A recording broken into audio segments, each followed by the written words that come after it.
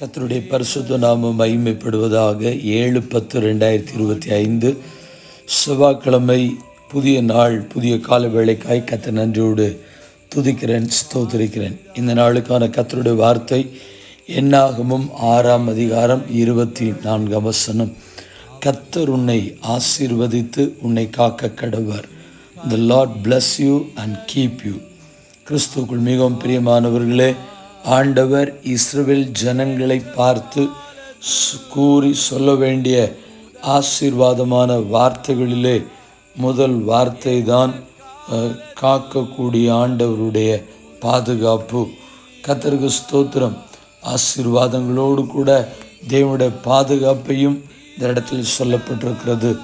காக்கும் தெய்வத்தினுடைய செயல்பாடுகளை குறித்தும் ஆண்டவருடைய வழிநடத்தலை குறித்தும் சில நிமிடங்கள் சிந்தித்து இந்த நாளையும் நம்மையும் கர்த்தருடைய கரத்தில் ஒப்பு கொடுப்போம்.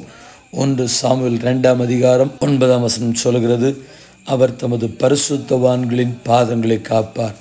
He will guard the feet of his saints. பரிசுத்தவான்களை, தேவனுக்கு ஊழியம் செய்கிறதான தம்முடைய ஊழியக்காரருடைய பாதங்களை காப்பாற்றுகிறவராம்.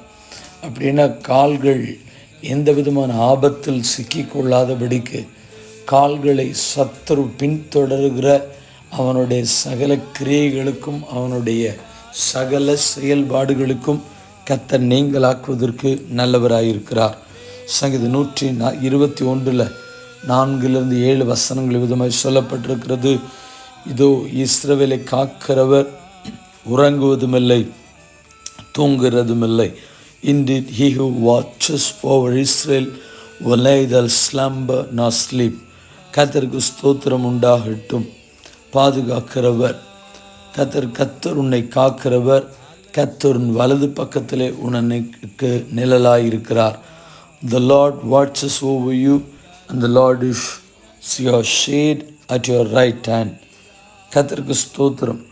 பகலிலே வெயிலாகிலும் இரவிலே நிலவாகிலும் உன்னை சேதப்படுத்துவதில்லை. The sun will not harm you by day, nor the moon by night. கர்த்தருக்கு ஸ்தோத்திரம். கர்த்தர் உன்னை எல்லா தீங்குக்கும் விலக்கி காப்பார். அவர் உன் ஆத்துமாவை காப்பார். The Lord will keep you from all harm. He will watch over your life.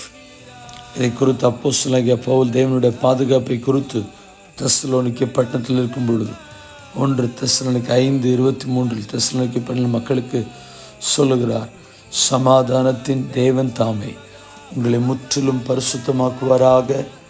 உங்கள் ஆவி, உங்கள் ஆத்துமா, உங்கள் சரீரம் முழுவதும் நம்முடைய கர்த்தராகிய இயேசு கிறிஸ்து வரும்போது குற்றமற்றதாக இருக்கும்படி காக்கப்படுவதாக. நம்முடைய ஆவி, ஆத்துமா, சரீரத்தையும் கடைசி வரைக்கும் நிலைநிறுத்தி காப்பதற்கு, மகிமைக்குள்ளே பிரவேசிக்கிறதற்கு கர்த்தர் கிருபை பாராட்டுவார்.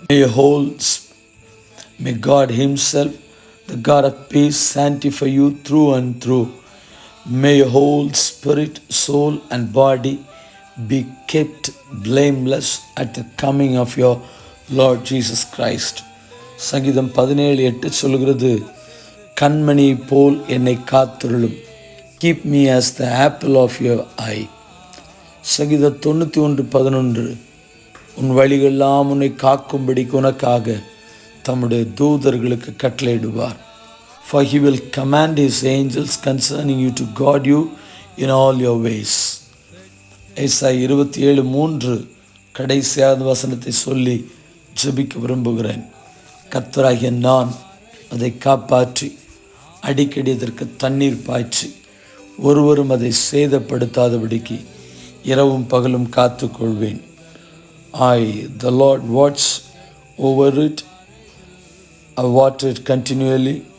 I guard it day and night so that no one may harm it. கர்த்தருடைய பரிசுத்த நாமம் மகிமைப்படுவதாக. ஜெபிப்போம். பரிசுத்தமுள்ள நல்ல தேவனே, இந்த ஆசீர்வதிக்கப்பட்ட புதிய நாளுக்காக நன்றி. எங்களை காக்கிறவர், எல்லா தீமைக்கும் மறைக்கிறவர், சத்ருவன் பின்தொடர்ந்து வருகிற எங்களுடைய காலடிகள் மேல் கவனமாயிருதுக்கு, எங்களை கவிழ்க்க நினைக்கிற சத்துருடைய செயல்பாடுகளுக்கும் பொல்லாத கிரைகளுக்கும் அசுத்த வல்லமைகளுக்கும் மனுஷிக ஆவிகளுக்கும் நீங்களாக்குகிறவர். எங்களை நீங்களாக்கி பாதுகாப்பாய் நடத்தி எல்லா சூழ்நிலைகளையும் எங்களோடு கூட நடத்த பிதா குமாரன் பரிசுத்தாவி நாமத்தினாலே ஜெபிக்கிறோம் எங்கள் பரிசுத்தமுள்ள நல்ல பிதாவே, ஆமென். கர்த்தர் உங்கள் ஒவ்வொரு காத்து நடத்துவாராக. வாழ்த்துக்களுடன் ஜெபங்களுடன் pastor Jebadas. WhatsApp 9345353730. May Jesus bless you all. Amen.